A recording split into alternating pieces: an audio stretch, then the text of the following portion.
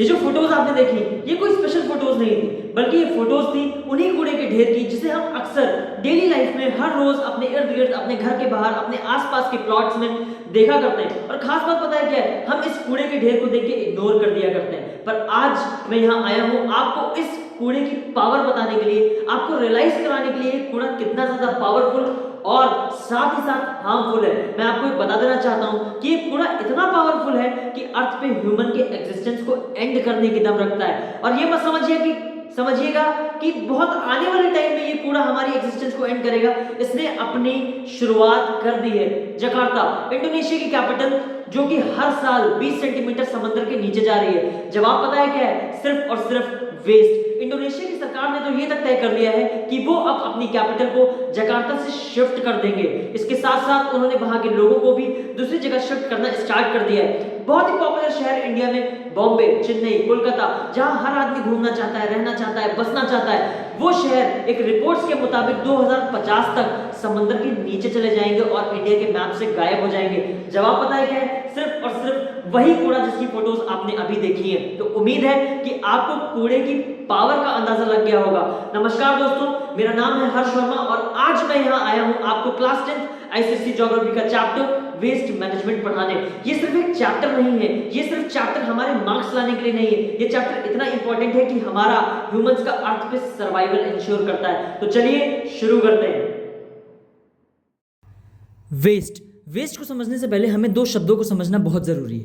पहला शब्द है पोटेंशियल टू सर्व और दूसरा शब्द है रिसाइकलिंग सेंटर। जैसे ही आप इन दोनों वर्ड्स को समझ लेंगे आपको ऑटोमेटिक वेस्ट की डेफिनेशन समझ में आ जाएगी। तो चलिए एक एक करके इन दोनों शब्दों को समझते हैं और बहुत ही कम समय में तैयार करते हैं। पोटेंशियल टू सर्व, इसका मतलब क्या है? जैसे कि एक एग्जाम्पल लेते हैं, ये यूज एंड थ्रो पेन। इस टाइम पे क्या है, इसमें इसकी प्लास्टिक की बॉडी बहुत अच्छी है, इसकी निब बहुत अच्छी है और इसमें इंक भी पूरी है। इसका मतलब क्या है? इसमें अभी पूरा पोटेंशियल टू सर्व मौजूद है मुझे हेल्प करने के लिए। पोटेंशियल टू सर्व का मतलब होता है एक ऐसी क्षमता जो किसी भी चीज में होती है जिसके थ्रू वो ह्यूमंस की हेल्प कर सकता है। जैसे कि ये पेन, जैसा कि मैंने आपको बताया, इसमें निब है, इंक है, बॉडी है, सब कुछ अभी बहुत अच्छा है। अगर हम इसको यूज करें तो हम अच्छे तरीके से कॉपी पे, पेपर पे लिख सकते हैं। पर एक टाइम आएगा जब इसका ये पोटेंशियल टू सर्व खत्म हो जाएगा। अब दूसरे वर्ड को समझते हैं, रिसाइकलिंग सेंटर। रिसाइकलिंग सेंटर क्या होता है? जैसे कि जब ये पेन का पोटेंशियल टू सर्व खत्म हो जाएगा, जब ये पेन बेकार हो जाएगा, इसकी बॉडी खराब हो जाएगी, इसकी निब टूट जाएगी, इसकी रिफिल खत्म हो जाएगी, तो ये पेन रिसाइकलिंग सेंटर में जाएगा। उस रिसाइकलिंग सेंटर में इस पेन को दोबारा से नया बना दिया जाएगा। और अब देखिए, इन दोनों वर्ड्स को आप समझ गए। अब यहीं से डिफिनेशन निकल के आएगी वेस्ट की। हर वो चीज जिसका पोटेंशियल टू सर्व खत्म हो जा चुका है और वो रिसाइकलिंग सेंटर नहीं गई है, हम उसे वेस्ट कहते हैं। जैसे कि ये पेन था, अब मान लेते हैं इसकी इंक, रिफिल सब कुछ खत्म हो गया और ये रिसाइकलिंग सेंटर पहुंच गया और वहां पे दोबारा से नया हो गया, तो क्या अब आप इसे वेस्ट कहेंगे? नहीं, क्योंकि ये फिर से नया हो जा चुका है और इसमें पोटेंशियल टू सर्व फिर से आ जा चुका है। पर अगर ये पेन, इसका सब कुछ खत्म हो जाए और ये पेन ऐसे ही हमारे घर में पड़ा रहे, रोड पे पड़ा रहे, आसपास के प्लॉट्स में पड़ा रहे और सड़ता रहे, तो हम कहेंगे this is known as waste. हर वो चीज जिसका पोटेंशियल टू सर्व खत्म हो जा चुका है और उसको रिसाइकलिंग सेंटर तक नहीं पहुंचाया गया है, हम उन चीजों को वेस्ट कहते हैं। अगर आपको डेफिनेशन जाननी है कि आप डायरेक्ट अपने बोर्ड एग्जाम्स में इसकी क्या डिफिनेशन लिख सकते हैं, तो आप इस डिफिनेशन को लिख सकते हैं। अच्छा, एक और चीज ध्यान में रखिएगा, वेस्ट की एक और डिफिनेशन होती है, पर ये मोस्ट इंपॉर्टेंट डिफिनेशन नहीं है, मैं आपको बताए दे रहा हूं। अगर कभी भी अपने बोर्ड एग्जाम्स में इस डिफिनेशन को लिखिएगा तो इस वाली डिफिनेशन को हमेशा सेकंड नंबर पे लिखिएगा और जो मैंने पहले बताई है उसको ऊपर लिखिएगा। क्यों? क्योंकि ये सेकंड मोस्ट इंपॉर्टेंट डिफिनेशन है। क्या है सर वो डिफिनेशन? मान लेते हैं एक अलजेब्रा की बुक है और वो उसमें बहुत अच्छे अलजेब्रा के क्वेश्चंस दिए हैं, मैथ्स के सॉल्यूशंस दिए हैं और वो वर्ल्ड्स बेस्ट अलजेब्रा की बुक है, पर मैंने वो एक क्लास फर्स्ट के बच्चे को दे दी, तो क्या वो बुक उसके किसी काम की है? बिल्कुल नहीं। तो वो बुक उसके लिए क्या है? वेस्ट। तो यहीं से वेस्ट की दूसरी डेफिनेशन निकल के आती है जिसको हम लोग कहते हैं right things at wrong places. सही चीजें जिनमें पोटेंशियल टू सर्व मौजूद है, पूरी क्षमता मौजूद है और वो खराब नहीं हुई हैं और उसके बाद भी वो गलत जगहों पे हैं, गलत लोगों के हाथ में है, तो उनके लिए भी वो वेस्ट कहलाएंगी। उम्मीद है कि आपको वेस्ट की डिफिनेशंस समझ में आ गई होंगी। Potential to serve, recycling centre और वेस्ट। बढ़ते हैं हमारे नेक्स्ट टॉपिक की तरफ। हमारा जो नेक्स्ट टॉपिक है उसका नाम है टाइप्स ऑफ वेस्ट, कि वेस्ट कितने टाइप का होता है। तो देखो भैया, जो वेस्ट है वो हमारा दो टाइप का होता है। पहला है बायोडिग्रेडेबल वेस्ट और दूसरा है नॉन बायोडिग्रेडेबल वेस्ट। सबसे पहले हम लोग बायोडिग्रेडेबल वेस्ट को समझते हैं। तो ये जो इसकी हेडिंग है बायोडिग्रेडेबल, इसी में इसका आंसर है। बायो का मतलब होता है नेचुरली और डिग्रेडेबल का मतलब होता है खत्म हो जाना। तो जो कूड़ा, जो वेस्ट नेचुरली खत्म हो जाए, उस वेस्ट को हम लोग कहेंगे बायोडिग्रेडेबल वेस्ट। सर कुछ एग्जाम्पल्स अगर हो जाते तो हमें और बेहतर तरीके से समझ में आ जाता। तो एग्जाम्पल सुन लीजिए आप बायोडिग्रेडेबल वेस्ट के। Dead bodies of humans and animals, humans और एनिमल्स की डेड बॉडीज, ह्यूमंस और एनिमल्स की बॉडी से निकला body waste, dead plants, leaves, और कभी कभी हम लोग के घर में जो खाना बनता है वो बच जाता है, left over vegetables, left over fruits, और खाना बनते टाइम हम लोग क्या सब्जियां जो छीली जाती हैं उनके छिक्कल, जिनको हम लोग पील्स कहते हैं। ये सारे कुछ एग्जाम्पल्स हैं जो कि बायोडिग्रेडेबल वेस्ट के अंदर आते हैं। अब आप लोग के मन में एक सवाल आना चाहिए कि सर ये बायोडिग्रेडेबल वेस्ट खुद से खत्म हो जाता है तो ये हार्मफुल भी बहुत ज़्यादा नहीं होता होगा। तो हाँ, ये हार्मफुल तो नहीं होता है क्योंकि अर्थ इसको खुद से खत्म कर देती है, नेचुरली खत्म कर देती है। एक बात का हमेशा ध्यान रखिएगा, अर्थ और नेचर इतनी बड़ी साइंस है, उसने जो चीज़ें खुद से बनाई, नेचर ने जो चीज़ें खुद से क्रिएट करी, उसने उन चीज़ों को खत्म करने का जुगाड़ भी खुद से कर रखा है। जैसे कि अर्थ ने खुद से सब्जियां बनाई, फल बनाए, इंसान बनाए, जानवर बनाए, तो उसने उसको खुद से डिकम्पोज करने के लिए बैक्टीरियाज भी बनाए। बहुत सारे लोग सोचते हैं कि यार इन बैक्टीरियाज का अर्थ पे क्या काम है। अर्थ ने बैक्टीरियाज को इसलिए क्रिएट किया कि उसने जितने भी नेचुरल क्रिएशंस करे हैं उनको खत्म करने के लिए वो बैक्टीरियाज काम आएंगे। ठीक, अब वापस आते हैं सवाल पे। आपके मन में सवाल आ रहा होगा कि सर ये बायोडिग्रेडेबल वेस्ट हार्मफुल तो नहीं होता है। तो हाँ देखो, हार्मफुल तो नहीं होता है, पर एक कंडीशन में ये बहुत ज़्यादा हार्मफुल हो जाता है और अक्सर हम लोग वो काम करते हैं। इसीलिए मैं आपसे रिक्वेस्ट करूंगा, जो काम मैं बताने जा रहा हूँ वो लोग आप ना किया करें। काम क्या है, कभी कभी हम लोग के घर में बाहर से खाना आता है या कोई चीज़ें आती हैं, तो हम लोग, या घर में सब्जी कटी या जो भी बच गया, तो हम लोग उसको पॉलीथीन में रख देते हैं और फिर उस पॉलीथीन में गांठ बांध के हम लोग उसको बाहर फेंक देते हैं या कहीं किनारे रख देते हैं। तो क्योंकि उस पॉलीथीन के अंदर जो चीज़ है वो तो बायोडिग्रेडेबल वेस्ट है, क्योंकि खाना है या सब्जियां हैं, अब वो डिकम्पोज तो होंगी, बैक्टीरियाज उनको डिकम्पोज तो करेंगे, पर वो जो प्लास्टिक की कवरिंग, पॉलीथीन की कवरिंग आपने उसके ऊपर चढ़ा दी, उसके अंदर जो आपने उसको रख दिया, वो प्लास्टिक और पॉलीथीन की कवरिंग उस डिकम्पोजिशन के प्रोसेस को ऑक्सीजन नहीं देगी। फिर से समझिए, आराम से समझिए।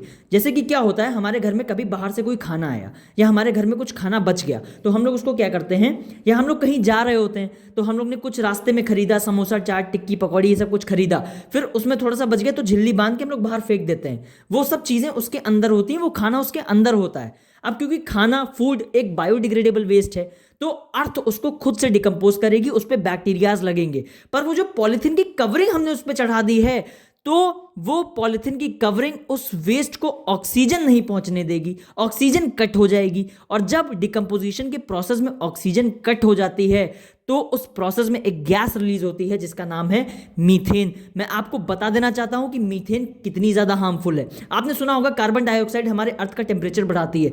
अगर कार्बन डाइऑक्साइड का एक मॉलिक्यूल अर्थ का टेम्परेचर 1 डिग्री सेल्सियस से बढ़ाता है, तो मीथेन का एक मॉलिक्यूल अर्थ का टेम्परेचर 30 डिग्री सेल्सियस से इंक्रीज करेगा। इसका मतलब क्या है कि जो मीथेन होती है वो 30 times more hotter then carbon dioxide होती है। इसलिए इस बात का ध्यान रखिएगा, कभी भी किसी बायोडिग्रेडेबल वेस्ट को नॉन बायोडिग्रेडेबल वेस्ट की कवरिंग में ना फेंकिएगा। ठीक है, अब बढ़ते हैं हम लोग हमारे अगले टॉपिक की तरफ, जिसका नाम है नॉन बायोडिग्रेडेबल वेस्ट।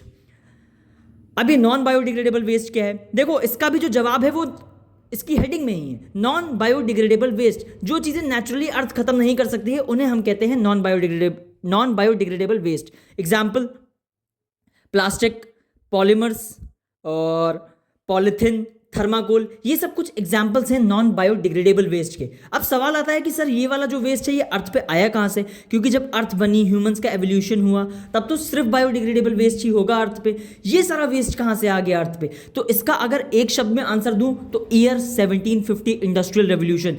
इंग्लैंड में बहुत ही भारी मात्रा में इंडस्ट्रीज और फैक्ट्रीज का सेटअप हुआ और इन इंडस्ट्रीज और फैक्ट्रीज में हमने केमिकल्स, टेक्नोलॉजी और मशीन्स को यूज करके ऐसे ऐसे प्रोडक्ट्स बनाए जिनको अर्थ खुद से कभी डिकम्पोज नहीं कर सकता था, और उन्हीं प्रोडक्ट्स को आज हम कहते हैं non biodegradable waste. I hope कि आपको वेस्ट के दोनों टाइप्स समझ में आ गए होंगे, पहला और दूसरा। अब बढ़ते हैं हमारे नेक्स्ट टॉपिक की तरफ कि ये जो वेस्ट है इसके फॉर्म्स कैसे कैसे होते हैं, ये सॉलिड फॉर्म में कैसा होता है, लिक्विड फॉर्म में कैसा होता है, गैसियस फॉर्म में कैसा होता है, और इसका हमारे इन्वायरमेंट पे इम्पैक्ट क्या पड़ता है।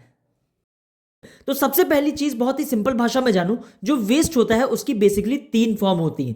पहली फॉर्म है गैसियस वेस्ट, दूसरी फॉर्म है सॉलिड वेस्ट, और तीसरी फॉर्म है लिक्विड वेस्ट। सर इसको एक एग्जांपल के थ्रू बता दीजिए। तो चलो एक एग्जांपल के थ्रू तुम्हें ये चीज समझाता हूं। मान लेते हैं एक एनर्जी जनरेशन प्लांट है जहां पे बिजली पैदा करी जाती है कोयले के माध्यम से, कोल के माध्यम से।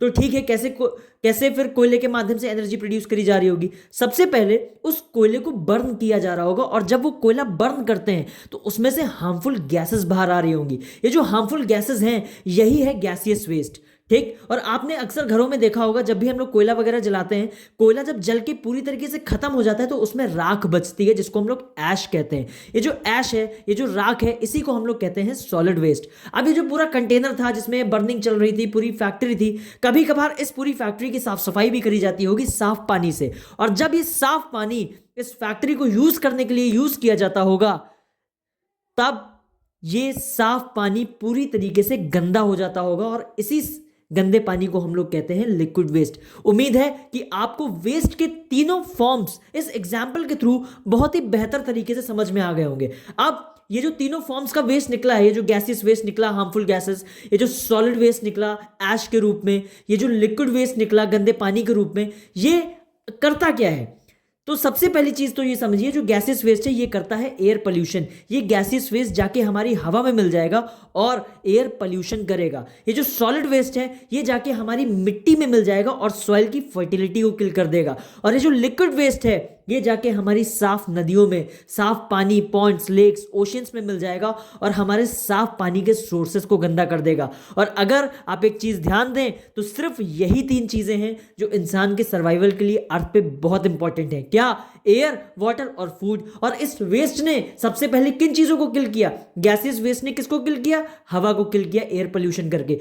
सॉलिड वेस्ट ने किसको किल किया? मिट्टी को किल किया, उसकी सॉइल फर्टिलिटी को किल करके। और लिक्विड वेस्ट ने किसको किल किया?